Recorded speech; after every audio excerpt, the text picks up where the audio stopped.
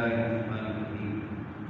Ya ayyuhalladzina amanu la taqrabus sholata wa antum sukara hatta ta'lamu ma taqulun. Shadaqallah. Hai orang-orang yang beriman, janganlah kamu mendekati sholat sedangkan kamu dalam keadaan mabuk, sehingga kamu mengerti apa yang kamu ucapkan. Maha benar Allah dengan segala firman-Nya. Bapak-bapak, ibu-ibu, rahimahullah. Kembali kita bersyukur kepada Allah Subhanahu wa taala atas berkat limpahan nikmat dan karunia-Nya sehingga kita dapat hadir kembali di dalam masjid ini untuk melaksanakan ubudiyah kepada Allah Subhanahu wa taala, yaitu sholat subuh berjamaah yang alhamdulillah selesai kita laksanakan. Semoga niat baik kita, niat ikhlas kita dalam menjalankan sholat tadi dibalasi oleh Allah Subhanahu wa taala. Amin amin ya rabbal alamin.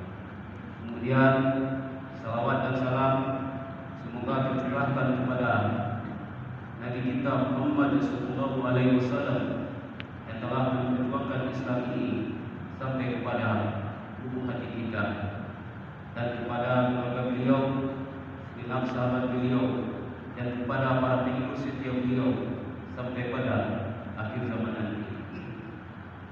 Bapak, ibu, rahimahullah, kutum kita pagi ini mengenai surat An-Nisa ayat 43. Mungkin kita sudah sering membaca atau mendengar dari para ustaz tentang surat ini, tetapi pagi ini saya coba mengulang kembali apa yang telah mungkin kita ketahui, yaitu surat An-Nisa ayat 43. Dalam pagi ini saya coba ungkapkan asbabun nuzul daripada surat ini.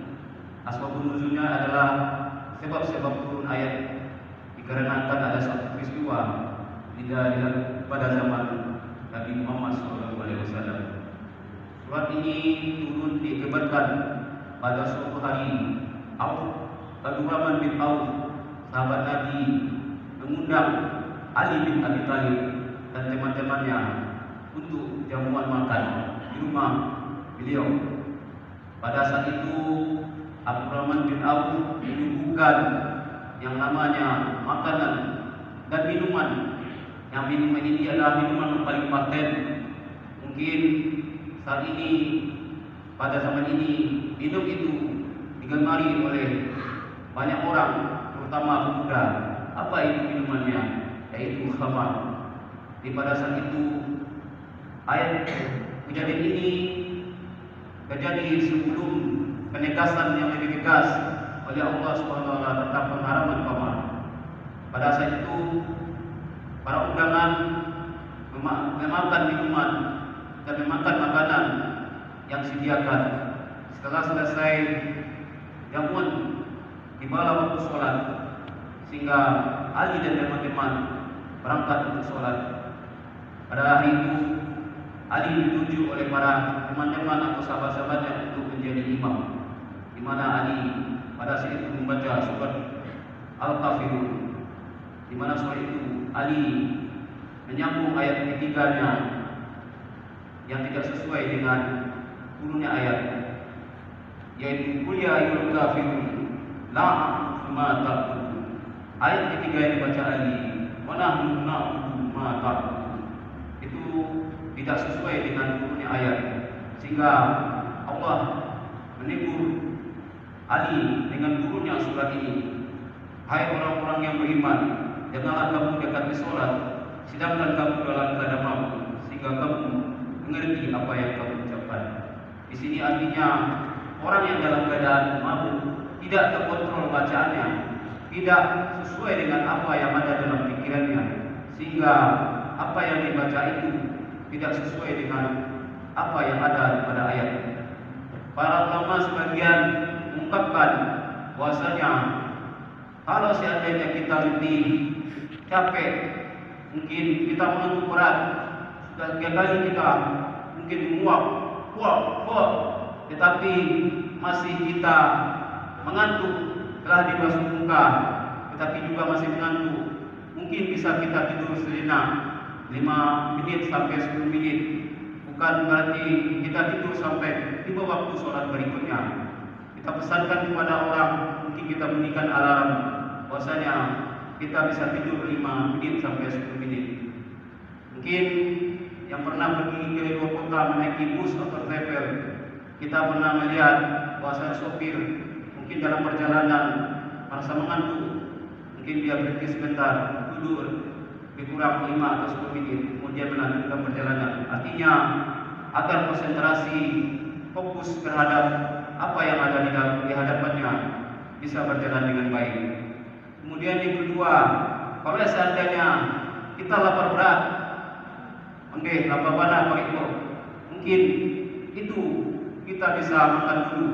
Sebagaimana hadis Nabi, jika telah terhidang sajian pada maghrib, maka makan dahulu baru kita sholat. Artinya di sini bukan berarti makan dulu kita dahulukan, tetapi ada suatu peristiwa yang mungkin kita tidak bisa tahan lapar kita, tidak bisa tahan nafsu kita, yang mungkin ini sudah sunatullah, sehingga kita harus makan dahulu sebelum sholat. Artinya kalau kita tidak makan, akan tidak fokus kita untuk membaca bacaan.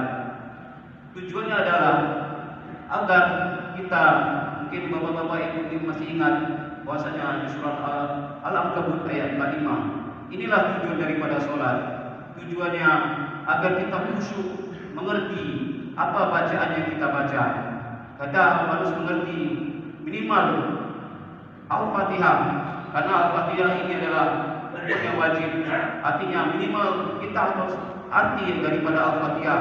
Walaupun mungkin kita tidak tahu arti-arti lain, tapi kalau kita tidak tahu arti Al-Fatihah, itu adalah pekerjaan yang ngawur kalau kita sholat.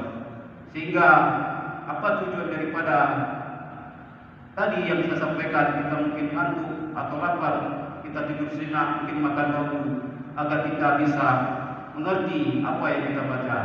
Tujuannya adalah seperti ayat Al-Ankabut 45 tadi, yaitu inna sholata tanha 'anil fahsya'i wal munkar. Sungguhnya sholat adalah mencegah perbuatan keji dan munkar. Di sini mungkin apa yang menjadi tujuan sholat, kita harus khusyuk, mengerti, dan apa yang menjadi tujuan sholat tersebut adalah agar ke depan kita, sholat kita itu berubah kepada aplikasi kehidupan sehari-hari, di mana sholat itu Allah Ta'ala katakan di surah Al-Ankabut tujuannya adalah mencegah perbuatan keji dan munkar.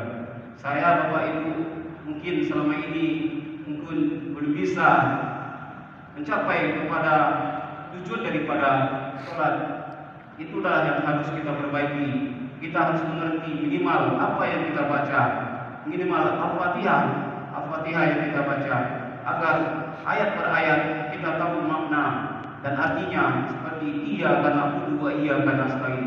Hanya kepada Allah kita meminta dan kita menyembah, dan hanya kepada Allah kita minta tolong. Artinya kita harus menyembah Allah semata, tidak ada yang lain. Tetapi setelah di luar sholat, kita mungkin ada yang pergi ke dukun atau ke tempat peramal, di mana ini adalah suatu perbuatan di mana kita sholat mengatakan bahwa kita hanya menyembah kepada Allah, tetapi dalam aplikasi kehidupan sehari setelah keluar dari sholat kita meminta kepada yang lain. Hal inilah yang menjadi tujuan utama agar sholat kita menjadi lebih baik, agar sholat kita berdampak positif. Kenapa banyak sekali mungkin kita dengar di televisi, kita baca di media bahwasanya orang-orang yang sholat masih korupsi, masih melakukan perbuatan jahat. Artinya apa? Dampak daripada sholat tersebut tidak berimpact kepada pribadinya.